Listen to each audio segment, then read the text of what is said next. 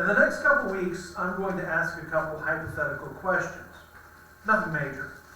But, I don't have, when the Bible talks about, staying away from genealogies, questions of strife, it does not, or questions, it's not talking about us in this setting right here, getting in the Bible, asking questions, looking at things, studying genealogies.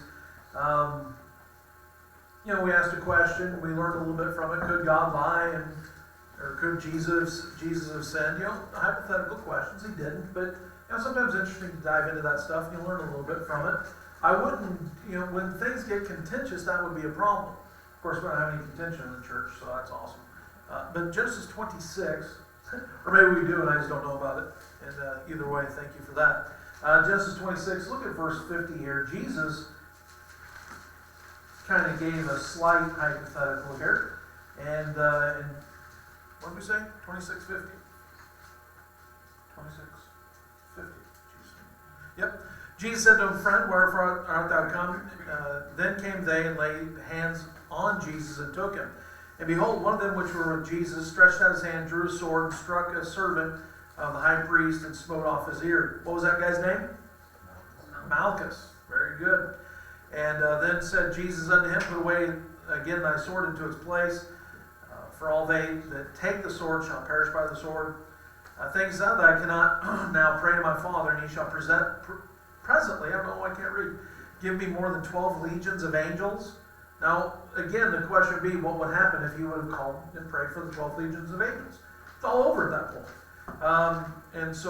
But then how then shall the scripture be fulfilled that thus it must be? Especially when we get in the next couple chapters. Hypothetically, could God have saved Israel from starvation without Joseph being sold to the Ishmaelites? Yes.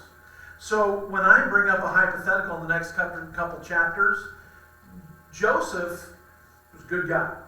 But I think he made one mistake, and that one mistake, he did not do anything with Potiphar's wife. But being where he was, we'll talk about that when we get to the chapter. I think he made a mistake. I think he shouldn't have been there. But however, something the hypothetical comes up when you talk about things like that. Well, if that be the case, then he would have never went to went to prison. Never would have been. If a hypothetical works in one area and God could deliver without an event, he could deliver in another one as well. And so today's hypothetical isn't really a hypothetical, but you're going to see how God worked it out for good. And the thing is not to look and say, you know what, God blessed it. No. God worked it out. And so there's a couple differences there. Be ready for that. All right. Matthew's genealogy skips 3 kings. And I have this right here. You're all not going to be able to see it, but this genealogy chart used to be on my door. It's seen better days. No, I don't want another one. And so Matthew chapter 1, the genealogy in Matthew chapter 1 skips 3 kings. And this is illustrated right here. Now, generally what you'll hear is the Bible skips 3 kings because they were evil kings. But as long as any list has King Manasseh in it, King Manasseh was the most evil king of Judah in the history. And so if Manasseh's listed, that can't be it. And the thing is, I guess I could have put this up there, but I didn't. So here you have Jehoram and Athaliah. Because Jehoshaphat, the king of Judah, was hanging around King Omri and shouldn't have been. Was hanging out with people he shouldn't have been hanging out with. And so Athaliah, the daughter of Omri, ends up marrying Jehoram. Remember, Athaliah became queen and then ends up killing off all the seed royal except for one. Remember that? And so Athaliah became the queen. Then Ahaziah, which would be her son, then would be half Omri, half David. And so the whole genealogy in Matthew chapter 1 is to answer this question. Who is Jesus Christ? He is the son of David. The son of David. However, when you get to King Ahaziah, he is half Omri, half David. That's a problem. And that's why it skips these 3 kings. Now, it still gives the number 17 as the number of generations, but it doesn't say the number of monarchies. It says the number of generations. Because you have one king that only lasted 3 months, you have another king that only lasted 1 year. And so the numbers, the generations still work out, even as the monarchies don't. And then you get down to Joash, which would still be Jehoram's son, but half Omri. And then it goes back the other direction with Amaziah. I'm sorry, at first I said Amaziah. And Jechaliah, his wife, ends up being a descendant of Omri. So it ended up being about 75-25, 60-40, the numbers in there. But the first one that ends up being majority David and not Omri ends up being King Uzziah right there. It's a bloodline issue that 3 are skipped. It is not an evil issue. The genealogy of Matthew, the bloodline of Jesus Christ, goes from Abraham, actually goes from Adam through Abraham and down to Mary. So all of a sudden, if you're going to have more King Omri, King Omri was king of Israel, not Judah. And so then it would be more over here. The bloodline must be kept pure. It must be a son of Abraham, must be a son of David. And so that's why those 3 are skipped. And the next one brings it over. That's important in this Bible study. And we'll get back to it. Does everybody understand what I just said? You don't have to, does anybody even remember a name? You don't have to remember a name, but remember the concept. Matthew chapter 1 is a genealogy of Jesus Christ, the kingly genealogy of Jesus Christ through David, because Matthew shows Jesus as the king of the Jews. All right. So Jesus is the Lion of what? The tribe of what? Judah. Correct. So let's learn a little bit about Judah today, shall we? You're gonna, if you think, Lion of the tribe of Judah must have been a great guy. No, probably not. And so we're here in Genesis 38. Let's look here at verse 1. It came to pass at that time that Judah went down from his brethren and turned into a certain Adulamite, whose name was Hira. So this is a guy. This is a friend. Starts staying with Hira. And Judah saw there a daughter of a certain Canaanite, whose name was Shua, and he took her and went in under her. So Shua is a Canaanite. So now if Judah has a child with this Canaanite, it's going to be half and half, right? It's going to be half Canaanite, half can we call them Jews at this point? Let's call them Hebrews, shall we? And look here at verse 3. And she conceived and bare a son. He called his name Er. So Er is the firstborn. And she conceived again and bare a son. She called his name Onan. So Er, Onan. And she yet again conceived and bare a son and called his name Shelah. So there's a good Bible name for your sons right there, Shelah. And he was at Chezib when she bare him. So you have Er, you have Onan, and you have Shelah. And Judah took a wife for Er, his firstborn, whose name was Tamar. Interesting here. So Er is half Canaanite himself. Now you're throwing Tamar into the mix. This child will be I have it actually written down. This child will be, all of Judah's children are half Hebrew and half Canaanite. Tamar is a Canaanite. Therefore, the child of this union, if it happens, the heir child would only be a quarter Hebrew. It's a problem. So, bloodline is an issue here. Verse 7, now watch this. And Er, Judah's firstborn, was wicked in the sight of the Lord slew him. Sorry, God does kill some wicked people on occasion. You see it there. And Judah said unto Onan, go unto thy brother's wife and marry her, and raise up seed to thy brother. So the tradition ends up being in Jewish law as well, is that if there is a string of brothers, the oldest one dies childless, then the second one down the line, they have to take that woman and provide seed for the oldest so that the bloodline can continue, property rights continue, and all sorts of neat stuff continues. Hence Jesus being asked, hey, man dies, and then there's 7 other brothers. Which ones can be married to that woman in the afterlife? Jesus says, you do greatly are not knowing the scriptures nor the power of God.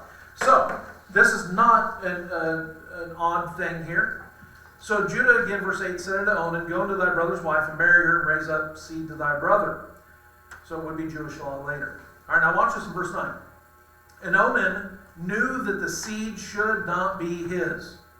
Wait, what? Did you ever notice that when you're reading through this?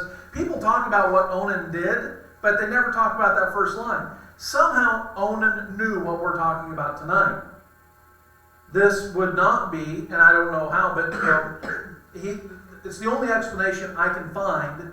Actually, I couldn't even find this. I'm coming up with this from the other study in this. But Onan knew somehow that he should not be the father. And so now watch this. And it came to pass when he went unto his brother's wife that he spilled it on the ground, lest that he should give seed to his brother. And the thing which he did displeased the Lord, wherefore he slew him. All right. He knew the seed shouldn't be his, but still went in unto Tamar. That's the problem. Not the fact that it spilled. Sorry if this might get awkward for a couple people here. That's the problem. There's huge amounts of misconceptions that come from these verses, and we're going to cover a lot of them. So, notice Onan knew that the seed should not be his. The resulting child will be 25% Hebrew, and it should be at least 50% in order to continue the bloodline of Judah. So, let's talk about some misconceptions that come from this. If you don't know what verse 9 means, it says, when he went unto his brother's wife, that he spilled it on the ground, lest that he should give seed to his brother. If you don't know what that means, talk to your parents when you get home, and that'll be a lot of fun. But the misconceptions here, here's the question. Is sex only for procreation? And the answer to that question is no. And if the answer to that question is no, and we can prove it scripturally, that means that the spill is not the reason that God killed Onan. Onan knew that the seed should not be his, and he still did the deed, but still stopped it from happening. That's the problem. Let's go to 1 Corinthians chapter 7.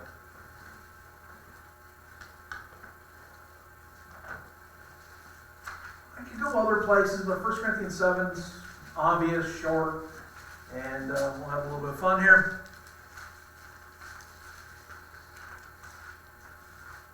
Let's also clear up some misconceptions on that before we get there in a moment. Jesus, to the woman at the well, I think that was John chapter 4 or John chapter 5. Remember he said, you have had 5 husbands, and the man you're with now is not your husband. So, we get this twisted idea that just because I'm with somebody, then therefore we are spiritually married. Jesus said, hey, you're with somebody right now and you're not married. Right? So Jesus has a higher standard than intimacy and physical relation in order to be a husband and wife. I'm not saying where that line is. If you don't think government should be involved, whatever. I'm not even going to go in that direction. All I'm doing is making the statement that just because somebody's having sex doesn't mean they are husband and wife. Okay? All right, let's pick it up here in 1 Corinthians chapter 7 and verse 1. Now, concerning the things whereof you wrote unto me, it is good for a man not to touch a woman. Now, do y'all remember what the NIV says right here? It's good for a man not to marry. That's what the NIV says. Look at verse 2. Nevertheless, to avoid fornication, let every man have his own wife, and let every woman have her own husband. And NIV verse 2 says, because there are all sorts of fornication, be married. But anyways, nevertheless, to avoid fornication, let every man have his own wife, let every woman have her own husband. So, 2 young people pining for each other and getting married maybe a little sooner because of it, it's Bible. It's right there, black and white. That's not why you do it, but at the same time, let's say you want to get married in December, you know what, we can't hold out that long. But the lodge is rented in December. We have to wait till December. Hang the lodge. If you can do it in August, do it in August. If you can't make it to August, do it in July. As long as it's legal, everything else is in order. Look here in verse 3. Look here. Let the husband render to the wife due benevolence, and likewise also the wife unto the husband. The wife hath not power of her own body, and that's where people usually stop. What? You're telling me? But look at the rest part. But the husband. And likewise also the husband hath not power of his own body, but the wife. Now notice this in verse 5. Defraud you not one the other, except be with the consent of time, that you may give yourselves to fasting and prayer, and come together again, that Satan tempt you not for your incontinency. So, Paul, in Scripture, calls holding out sex incontinency. I know we have a different, doesn't that mean that, incontinency isn't that more about, weak bladder. And, Paul's pretty clear here. Married people should be busy. I don't know if I need, to do crayons or anything of that nature. Married people should be busy. Single people shouldn't. We've made a big deal. We tell our kids, don't touch. That's pretty clear. I've had somebody tell me before, so what, on their wedding night, they're supposed to go from a 0 to 100? It happens all over the world all the time, and yet we're concerned about it when it's our kids. One night stands, all of a sudden now not a big deal. And they figure it out, like our kids can't figure it out. Figure it out. Be a good time. But, so the alternative then was we play with fire, hoping our kids don't cross the line. Okay. But the big thing we've learned to cover with our kids is there's no guilt for sex inside of marriage. None. And is not only for procreation. That's not the point of it. And then if you look up Onan, you look up some of the history of preachers and what they taught, some crazy stuff. And some even called it Onanism. And, and then some people take the extreme, no contraceptives. You can never enjoy it. The Puritans, what they taught us in high school about how they try to keep each other from enjoying anything about it, completely ignoring Scripture whatsoever. Anything outside of marriage is fornication and or adultery. So, is wasted seed the issue here then? No, not at all. Is it the issue then now? No. Okay. Let's talk for a moment based on this. I believe life begins at conception. If you disagree with that, that's fine. We can have a discussion some other time. I just believe, life begins at conception. Therefore, abortion is stopping a life. If you have a different line, whatever it is, that's fine. I just believe that life begins at conception. So any form of conception we use up to that point is fine. Up to the point where the union is made, between sperm and egg, not the other union, don't know what you're picturing there. And so anything short of the two meeting internally, then that is fine. That's my opinion. So my opinion is based on this. Take it however you want. The funny is, people taught this, but Lisa and I didn't catch it. We believe life begins at conception, but yet we did something that goes against that belief. Now, if you do this, I'm not against you. I don't know. The only way I'll know is if you tell me. So don't tell me. All right, let's bring up a slide. Don't bring up the slide yet. There are 3 steps to the pill. Does anybody know what the 3 steps are before I bring them up here? You don't want to talk about them? You don't want to just let me do the talking? There's 3 steps to the pill. Ron, you want to give the lesson? What pill? What pill? Yeah. Flonase. All right, let's bring up the slide. So this is just off some random thing, how the pill works. So the first step in how the pill works is ovulation. The main way the pill works is by preventing a woman from ovulating during her monthly cycle. So if the ovary does not release an egg, then there's nothing there for the sperm to fertilize. The pill may also make the fallopian tubes less likely to move an egg towards the uterus. No problem. If you're stopping the egg from being fertilized, no problem. In my opinion, no problem. Number 2, cervical mucus. The next way that the pill prevents pregnancy is by thickening your cervical mucus, the fluid around the opening of the uterus. The pill makes your mucus stickier than normal, reducing the ability of sperm to pass through the cervix and reach the egg. Under normal circumstances, the mucus will thin when ovulation occurs, which not only eases the passage of sperm, but provides them a hospitable environment. Again, no problem. We are stopping conception from happening. And those 2 things generally work. It's the third one I have a problem with. Life begins at conception, right? So then what's this? Endometrium? Is that how you pronounce that? The final way that the pill works to prevent pregnancy involves the uterine lining called the endometrium. Ooh, endometriosis. I've heard that term before, I think. See, I'm not a doctor, I just play one on TV. And but see here, hormonal contraceptives thin the endometrium and make it far more difficult for a fertilized egg to implant. Does life begin at conception? I have a problem with that. Matter of fact, it was taught. It's always been taught that. I remember hearing this in high school and thinking nothing of it. But if it's now a fertilized egg, that is what conception is. Without implantation, the egg cannot receive nutrients and blood needed to survive. Now, yes, I don't put that in the same category as sucking an unborn baby out of a uterus. I'd not put it in the same category, but if we believe life begins at conception, that's where my line is.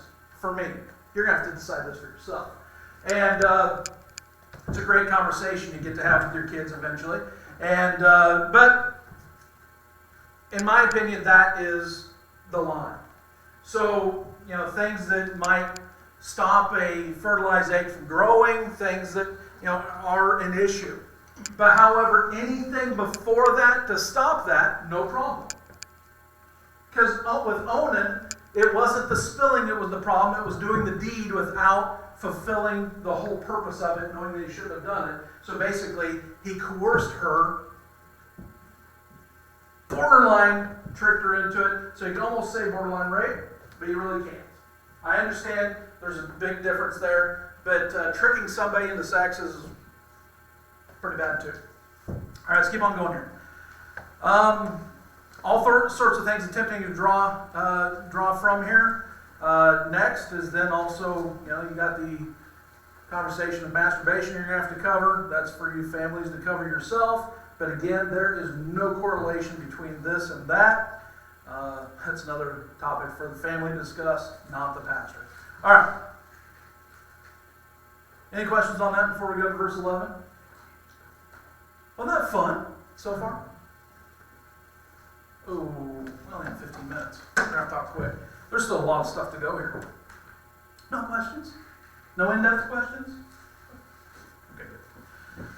Okay, verse 11. Then said Judah to Tamar's daughter-in-law, remain a widow at thy father's house, till Shelah my son be grown. For he said, lest peradventure he die also, as his brethren did. And Tamar went and dwelt in her father's house. So this guy's shaken. I don't know about anything else other than the two men I gave to this woman are both dead. So, verse 12, in the process of time, the daughter of Judah's wife died. So, Judah married a single mom. Not saying it's a problem, I'm just saying, I've taught that before that his wife died, but it's not. The daughter died. And Judah was comforted and went up from his sheep shearers to Timnath, he and his friend Hira the Adulamite. So that's some friend. But, anytime there's a huge life change, you've got to watch out for stupidity. And, you see families broken apart by death and divorce. Well, of course, divorce. But, bad things happen. You got to stick together. But he's obviously close to his stepdaughter. All right, I'll skip that. Now verse 13. It was told Tamar, saying, behold, thy father-in-law goeth up to Timnath to shear his sheep. And she put her widow's garments off from her, and covered her with a veil, and wrapped herself, and sat in an open place, which is by the way of Timnath, for she saw that Shelah was grown, and she was not given unto him to wife. Shelah didn't want any part of this either, right? Then Judah saw her, and he thought her being a harlot because she'd cover her face. Notice the Bible also says in Proverbs that she approached, I think it was, with the attire of a harlot. So obviously there is an attire that you need to watch out for. And he turned unto her, by the way, and said, go, I pray thee, let me come in unto thee. For he knew not that she was his daughter-in-law. And she said, what wilt thou give me that thou mayest come unto me? And he said, I will send thee a kid from the flock. And she said, wilt thou give me a pledge till thou send it? And he said, what pledge shall I give thee? This is also romantic, isn't it? And she said, thy signet, thy bracelets, and thy staff that is in thine hand. Doesn't it seem to me that the bracelets, signets, and staff is worth more than a sheep? I didn't do that study, and he gave it to her and came into her, and she conceived by him. So now wait. Tamar is pregnant with Judah's child. Okay? Catch the implications of that. We'll cover that in a moment. So again, not condoning it, but this ensures that the offspring are at least 50% Hebrew. I am not condoning it. There's nothing okay with this. but it does bring the bloodline back where it should be. God worked it out. And she rose and went away, and laid her veil by her, and put on the garments of widowhood. And Judah sent the kid by the hand of his friend the Adulamite, yeah, that's a good friend, to receive his pledge from the woman's hand, but he found her not. Then he asked the men of the place, saying, "Where is the harlot that was openly by the wayside?" And they said, "There was no harlot in this place." And he returned to Judah and said, "I cannot find her." And also the men of the place said that there was no harlot in this place. And Judah said, let her take it to her, lest we be shamed. And behold, I sent this kid, and thou hast not found her. In other words, we did everything we were supposed to do. So here they are acting like Canaanites, and I believe could be part of the reason that God sends them out of Canaan and into Egypt and into isolation and Goshen for about 185 years. We're going to cover that in the next couple weeks too.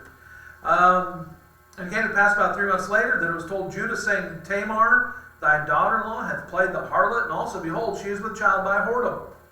Interesting. So Judah did the same thing about 3 months ago, did he not? Yeah, the same people.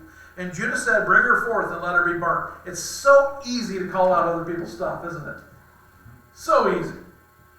And don't get, when you're trying to listen, when you're praying to God and say, "God, show me my heart and the things that I need to ask for." I don't even know how you get that sentence out without God slapping the face or something. But if you get to the end of that sentence and it still hasn't happened yet, you might want to look at pride. That might be the next thing that we need to look at.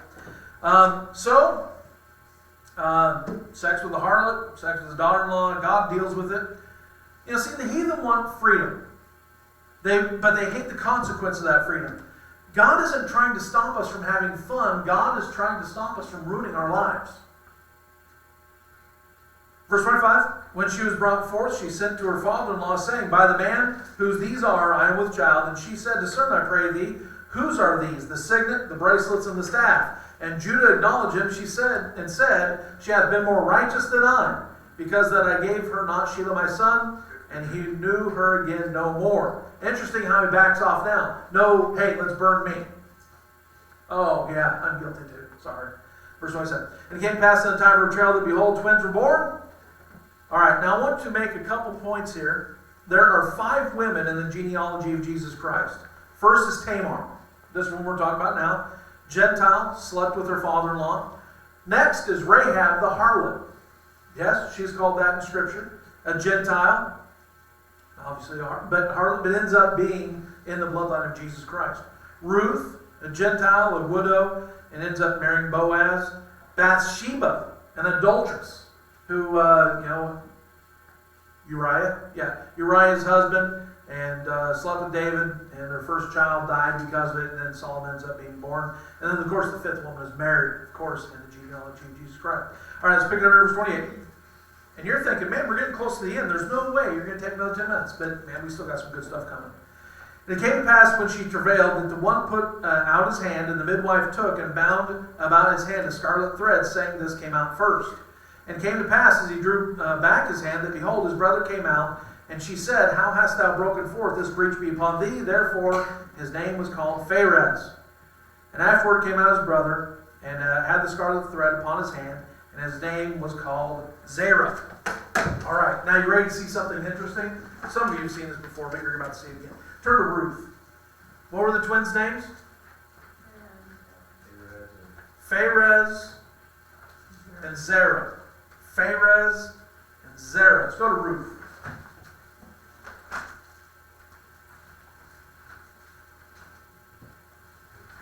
Ruth chapter 4. Okay, so we are now skipping 400 years in the future.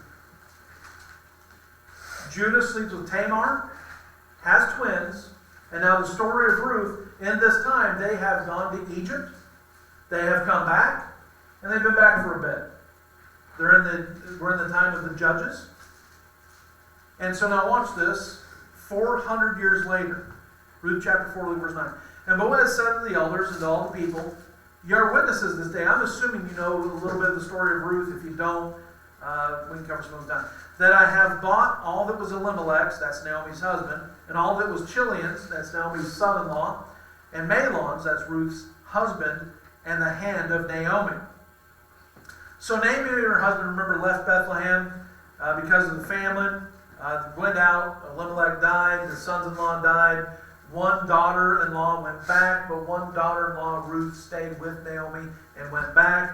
Remember, Naomi said, I left full in a famine, but I came back empty. So 10 years later, both sons-in-law died. Look here at verse 10. Moreover, Ruth the Moabitess, the wife of Mahlon, have I purchased to be my wife. That's because he's a near kinsman redeemer. This isn't because you're going out and buying property. Read the whole story. If you have a problem with that phrase, I can explain another time as well, but we need to move. I have purchased to be my wife, to raise up the name of the dead upon his inheritance. So we're still dealing with that thing about raising up seed to somebody else. That the name of the dead be not cut off from among his brethren, and from the gate of this place, ye are witnesses this day. And all the people that were in the gate, and the elders said, we are witnesses. The Lord made the woman that has come into thine house like Rachel and like Leah, which two did build the house of Israel, and do thou worthily in Ephratah, and be famous in Bethlehem. Now watch this. And let thy house be like the house of who? Pharez. 400 years later. Whom Tamar bare to Judah, of the seed which the Lord shall give thee of this woman. By the way, they know they're of the bloodline. Man, they must have had a good family, huh? Man, if you're still talking about, hey, may your family be like that of Pharez. Man, Pharez must have been raised well. Look at that. Again, 400 years later, Jacob, his grandpa, had 4 wives in one house, 1 man, 12 sons, in complete chaos. 2 were sisters. They hated each other. They even bartered to get the husband to sleep in their tent that night. One daughter said about the other, or one wife said about the other, I have wrestled against my sister and prevailed. There was enough envy in this family that 10 conspired to kill the youngest. One stepped in and basically said, hey, let's just starve him, and then he left, ate, and then they ended up selling him. I don't know anybody else's house that was worse than Pharez's. Check this out. Your father is also your grandfather. Your mom is also your grandmother. Your own twin is both your uncle and your nephew.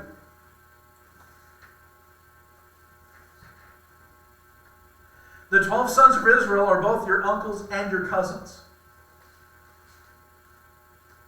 Yeah, they didn't grow up in the best house. Judah had to watch his dad choose where he would sleep. Is he going to sleep with that Rachel again or with my mom? These 10 men lied to their dad. Judah then left to a faraway country, did everything that we're talking about here. His mom's first husband died. We're talking about Pharez. His mom's first husband died. His mom's second husband died. And then held back from Sheila and said you can't be married to the third son. So then she went to her own father-in-law. Tamar hears about it, takes matters into her own hands, entices Judah, conceives, and then all of a sudden, Judah says about Tamar, hey, let's burn her. So Pharez, your mom was about to be killed because your dad thought that, in a stark contrast to Joseph, right? Found that Mary's with child, put her away privately. Not burn her. Twins are born. One of these twins is named Pharez. And 400 years later, let thy house be like the house of Pharez. You can have a good house. You can have a good family. Your grandfather may have 4 wives. They may all hate each other. There might be fighting in your house. There might be strife. It might be that your dad slept around. There might be that your uncles hate each other and tried to kill their youngest brother. You can still turn out. You have no excuse. Pharez had every excuse in the book, but he still turned out. You don't have to live like hell because your family did. You don't have to allow things because they were allowed for you. If people were drunk all around you while you're growing up, all the more reason not to have anybody have to put up with you as a drunk. Man, that's a lesson I learned. I'm never going to do that to somebody I know. Somebody says, you don't know what I've been through. Well, did Pharez fall back on excuses? Pharez made it an excuse to do more in his home and to do things right. Phares didn't care how his family turned out, or cared about how his family turned out. Didn't care what his past was. Didn't care about any of that stuff. No one's child has to grow up in a hell on earth because his relatives did. If my relatives were awful, that means I don't pass that relative thing on then to my children. Can you imagine somebody using your name as a blessing 400 years from now? Think about that backwards. We're going back presently to 1621. Think how long ago that was. America wasn't even a country yet. It's 150 years from becoming a country. And still, people were calling his name 400 years later. Think about that. From today, what is it? 2021? Imagine in 2421. Man. I'd like to use somebody who wouldn't understand what I'm saying. Eddie's not here. May your house be like the house of Ed. Of course, Eddie's grown up in a fine house. So I guess I can't use anybody here. But just imagine your name. May your house be as that guy 400 years ago. And yet, it's funny, here in Ruth, they knew the story. But yet still use them as an example. That's good stuff. All right. Man, I felt like I auctioned something off tonight. Got a couple minutes. Any questions on anything?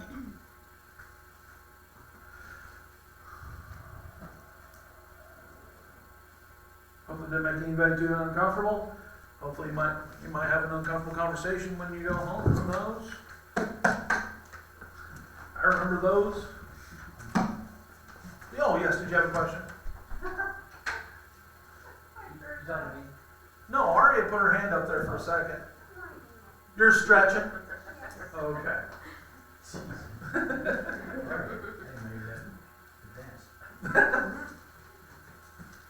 All right, I hope this is all helpful to you.